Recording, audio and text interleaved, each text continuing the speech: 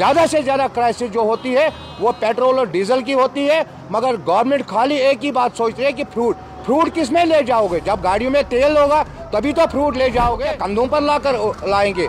अगर फ्रूट की गाड़ियों को छोड़ा, आपको सबसे पहले प्रायोरिटी पर और टॉप प्रायोरिटी पर आपको डीजल और पेट्रोल की गाड़ियां छोड़नी चाहिए। जिस तरह फ्रूट पर लॉस हो रहा है, इसी तरह पेट्रोल की गाड़ियों पर लॉस हो रहा है। और डीलरों की जो गाड़ियां इस वक्त रास्ते में 200, 250 और 300 लीटर शॉर्ट हो रहे हैं और जितना उसमें कमाना नहीं है उससे ज़्यादा नुकसान है। देखिए, इस वक्त जो सारे सीएम से लेकर एमएलए तक एक ही बात के पीछे पड़े हैं कि फ्रूट की गाड़ियां, बाकी गाड़ियां, ये सारे ब्लॉक है काजीगुंड में और यहाँ पर। मगर डीजल और पेट्रोल की बात, जो पेट्रोलियम की बात, वो कोई नहीं करता है, क्योंकि पेट्रोलियम वो चीज़ है जिससे सारा चल रहा है। चाहे फ्रूट की गाड़ियाँ हो, चाहे वो यहाँ राशन की गाड़ियाँ हो, चाहे यहाँ एडमिनिस्ट्रेशन हो, चाहे यहाँ कोई भी हो, वो खाली इसी इंडस्ट्री से चल रही है।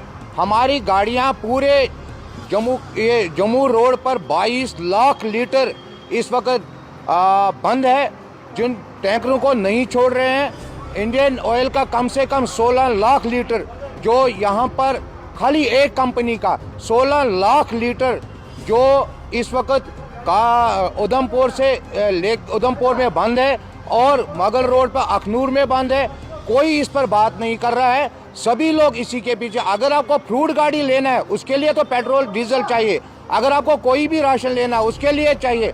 खाली यहाँ के सीएम से लेकर जो बड़े बड़े अफसर बैठे, खाली कंपनी के जो डीएम साहब है या जीएम साहब है उन पर प्रेशर बना रहे, ये अवेलेबल हो, वो क्या कंधों पर लाएंगे?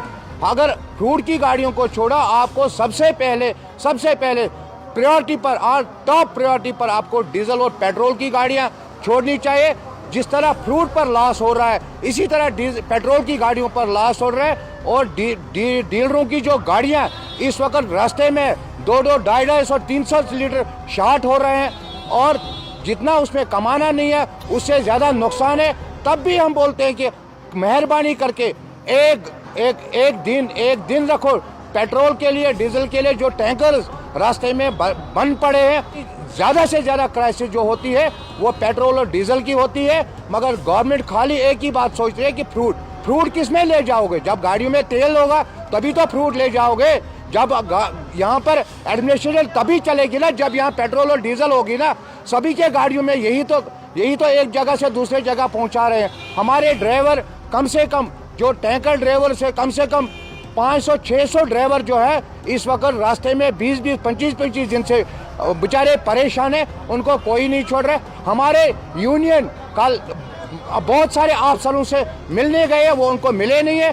मुझे पता नहीं उनके पास, डीलरों के पास और यहाँ की यूनियन के पास वो गए थे, उनको एक मशवरा दे रहे, हाँ कैसे वैली में ये क्राइसिस खत्म हो, मगर वो सुनने के लिए तैयार नहीं है। ये अफसोस की बात है। मैं गवर्नमेंट से अपील करता हूँ, एलजी गवर्नमेंट से, उमर अब्दुल्ला सरकार से अपील करता हूँ कि मेहरबानी करके टैंकर छोड़िए और वैली में जो क्राइसिस है इसको मेहरबानी करके ख़त्म कीजिए।